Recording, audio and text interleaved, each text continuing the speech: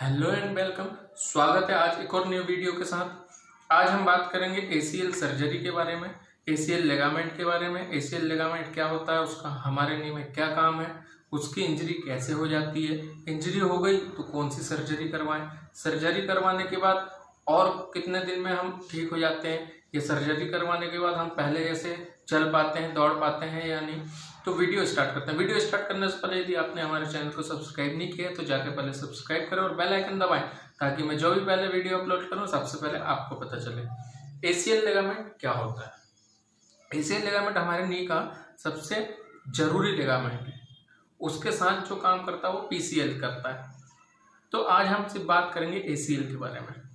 ACL ligament हमारे नी का main ligament होता है। जो हमारा नी है उसको वो जो हम फॉरवर्ड बेंड होते हैं या मूव करते हैं इधर उधर, तो हमारे नी को वो अच्छे से स्टेबल रखता है, किसी चीज की कोई दिक्कत नहीं होती एसीएल लिगामेंट यदि हमारा ठीक है तो। अब बात करते हैं कि एसीएल लिगामेंट इंजरी कैसे हो जाती है। यदि आप स्पोर्ट खेलते हैं, फुटबॉल, क्रिकेट या जो भी स्पोर्ट खेलते हैं तो आपको इंजरी हो सकती है, या आपका कहीं एक्सीडेंट हुआ, आपके नी में बहुत तेज प्रेशर पड़ा, जो आपका एसीएल लिगामेंट है उसके अपोजिट डायरेक्शन में पड़ा तो आप एसीएल टेयर हो जाता है। किस किस ग्रेड की इसमें इंजरी होती है? ग्रेड 1, ग्रेड 2 और ग्रेड 3। ग्रेड 1 में क्या होता है? माइल्ड टीयर होता है, मतलब थोड़ा सा टीयर होता है, आप अपने डॉक्टर से पूछ के या फिजियोथेरेपिस्ट के साथ उसको ठीक कर लेते हैं। ग्रेड 2 में क्या होता है? आपका जो एसीएल ज्वाइंट होता है जहाँ से वो जुड़े होते हैं वहाँ से वो लूज हो जाता है। अब कुछ कंडीशन ऐसी होती है कि ग्रेड 2 में किसी किसी को सर्जरी करवानी पड़ जाती है क्योंकि उनका लिगामेंट ज्वाइंट से बहुत ज़्यादा ढीला हो जाता है तो उनको दिक्कत होती है। किसी किसी को नहीं होती तो वो ग्रेड 2 में सर्जरी नहीं करवाते हैं। अब आता है ग्रेड 3। ग्रेड 3 में ये होता है कि आपका जो एसीएल है वो बीच से पूरा ब्रेक हो जाता है, टूट जाता है। अब कई जन का एसीएल 3 का टीयर तो हो जाता है, एसीएल ग्रेड 3 का टीयर तो हो जाता है, लेकिन उसके बाद वो कुछ दिन घर पे रेस्ट करते हैं, आइसिंग वगैरह करते हैं या दर्द की गोली वगैरह खाते हैं तो थोड़ा बहुत चलने लगते हैं, लेकिन वो उस टाइप का नहीं चल पाते जैसे वो टीयर होने से पहले चल रहे थे या पहले दौड़ रहे थे। ग्रेड 3 में आप ना दौड़ पाएंगे, ना अच्छे से चल पाएंगे, ना सीढ़ी चढ़ पाएंगे। बहुत सारे जन ये करते हैं कि उनको ग्रेड 3 की इंजरी हो जाती है लेकिन वो लापरवाही कर देते हैं, सर्जरी नहीं करवाते हैं, तो धीरे धीरे चलते चलते क्या होता है कि उनके नी में और प्रॉब्लम आने लगती है। जब भी आपको ग्रेड 3 की इंजरी हो तो मैं ये बोलता हूँ, क्योंकि मैं आज आपको वो सारी बातें बताऊंगा जो मैंने खुद ने अपने ऊपर अप्लाई किया, मेरे साथ जो जो बीता है वो मैं आपको आज बता रहा हूँ कि आपको यदि ग्रेड 3 की इंजरी हो तो आप अपने ऑर्थोपेडिक डॉक्टर के पास जाएं, एमआरआई करवाएं, और यदि है ग्रेड 3 की इंजरी तो आप उसकी सर्जरी जल्द से जल्द करवाएं। कोई ऐसा जरूरी नहीं होता कि आप करवाएं जल्दी, लेकिन यदि करवा लेंगे तो आपके लिए अच्छा है, आपको दूसरी और इंजरी होने के चांस नहीं होते हैं आपके नी में। जब भी आपको एसीएल की इंजरी होगी तो उसके साथ किसी ना किसी और चीज की इंजरी होती है। जैसे एसीएल के साथ कार्टिलेज में भी प्रॉब्लम आ जाती है, ये बहुत सारी एसीएल के साथ दिक्कत आ जाती है। तो मैं ये बोलूंगा कि आपको जब भी ग्रेड 3 की इंजरी हो, जब भी आप एमआरआई करवाएं, अपने ऑर्थोपेडिक डॉक्टर से मिलें, तो आप सर्जरी करवाएं। सर्जरी करवाने से पहले आप एक चीज बहुत अच्छे से याद रखिए कि आपको किस क्वालिटी का बायो स्क्रू लग रहा है, ये अपने डॉक्टर से पूछें कि आपको किस क्वालिटी का बायो स्क्रू लगा है, ये आपको आपके डॉक्टर बताएंगे। अब बात करते हैं कि कौन सी सर्जरी करवानी चाहिए। ऑर्थोस्कोपिक सर्जरी होती है इसकी, जो ज़्यादा टाइम नहीं लगता, 1 से 2 घंटे में दूरबीन द्वारा आपका नया लिगामेंट बनके अच्छे से लग जाता है।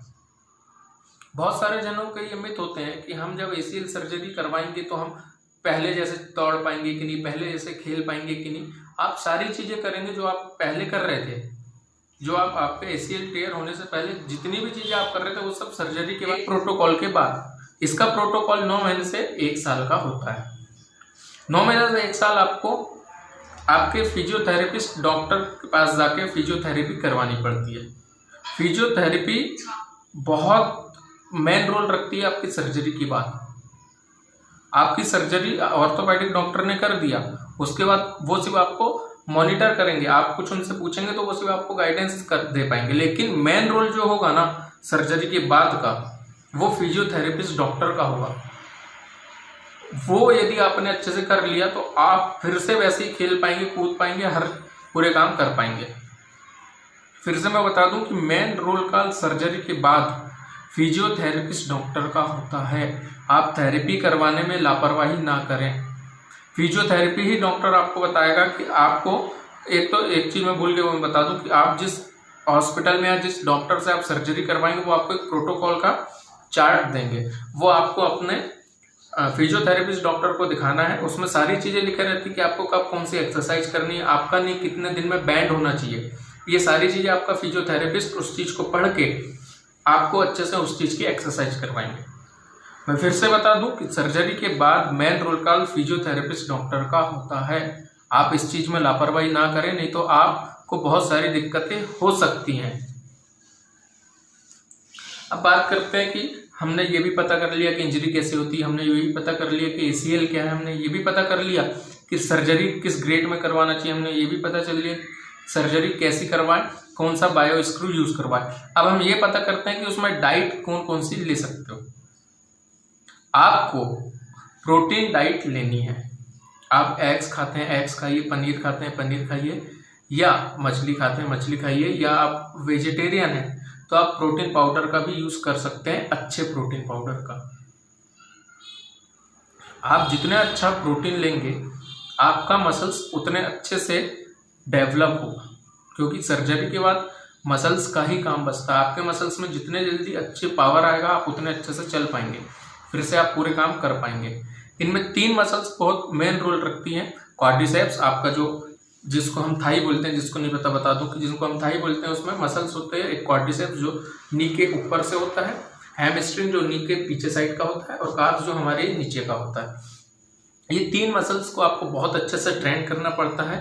इसी के बेस में आप आगे चल के अपनी सारी एक्टिविटी कर पाएंगे। 1 साल के बाद आप बैक टू स्पोर्ट जा सकते हैं। यदि आप कोई स्पोर्ट खेलते हैं तो आप उस स्पोर्ट में फिर से जाके खेल सकते हैं। कुछ ऐसे सप्लीमेंट है जो आप लेना चाहें तो ले सकते हैं। ओमेगा 3 जो ओवरऑल हेल्थ के लिए बहुत जरूरी है, और आप उसके साथ साथ आपके जॉइंट में लुब्रिकेशन के लिए बहुत जरूरी होता है। आप D3K2 भी ले सकते हैं। ये आपके मसल्स उस बोन में बहुत अच्छा पावर देगा। जो भी आप काम करेंगे, आपको मान लो स्वेलिंग आती है तो भी ये उस चीज को रोकने में मदद करता है। जब भी आपको स्वेलिंग आए आपको आइसिंग करनी ही करनी है। आपको सर्जरी के बाद आइसिंग अच्छे से करनी है। जब भी आपको पेन हो रहा है, सर्जरी के बाद स्वेलिंग आ रही है, तो आपको आइसिंग अच्छे से करनी है। अब कुछ ऐसी बातें हैं जो आप अच्छे से कॉपी लेके लिख लीजिए।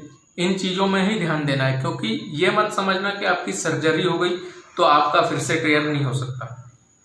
यदि आपने लापरवाही की तो फिर से आपका ACL टीयर या कुछ हो सकता है, और भगवान ना करे कि आपको दोबारा फिर कुछ हो। तो 1-2-3 चीजें मैं बता रहा हूं, उसको याद रखिए कि जब भी आप वॉकर छोड़े, क्योंकि आप शुरू में वॉकर की सहायता से चलेंगे, जब भी आप वॉकर छोड़े तो एकदम से आप चलने की कोशिश ना करें या तेज चलने की कोशिश ना करें। वॉकर छोड़ने के बाद भी, क्योंकि क्या होगा जब आप वॉकर छोड़ेंगे और आप एकदम से जब पैर रखेंगे अपना सर्जरी वाला, तो उसमें पावर नहीं होता, तो वो अनबैलेंस होता है, और अनबैलेंस होने के बाद वो मुड़ भी सकता है। इसलिए आपको किसी दीवार का सहारा लेके धीरे धीरे चलना है, फिर धीरे धीरे उस चीज को छोड़ के आपको अच्छे रूटीन में चलना है। आप जबरदस्ती अपने पैर के साथ ये ना करें कि आपको जो चीज मना की गई है वो भी आप करें। आप ऐसा करेंगे तो आपको फिर से इंजरी हो सकती है। तीसरी बात कि जो भी आपके फिजियोथेरेपिस्ट डॉक्टर आपको बताते हैं, या आपको जिन ऑर्थोपेडिक जो आपके सर्जरी करे हैं, वो यदि आपको उन्होंने कुछ बताए प्रोटोकॉल्स, आप उस पर अच्छे से ध्यान देके उस चीज को फॉलो करें। आप लापरवाही ना करें इस चीज में, क्योंकि ये बहुत बड़ी सर्जरी होती है। इस चीज में लापरवाही करेंगे तो आप फिर से इंजरी हो सकती है, तो ऐसा ना होने दें, आप फिर से इंजरी ना करवाएं। आई होप आपको ये वीडियो पसंद आया होगा। वीडियो पसंद आया तो वीडियो को लाइक करें, शेयर करें, कमेंट करके जरूर बताना कि वीडियो कैसा लगा। चैनल को सब्सक्राइब करें और बेल आइकन दबाएं, जाके जब मैं जो भी वीडियो अपलोड करूं सबसे पहले आपको पता चले। मिलते हैं नेक्स्ट वीडियो में।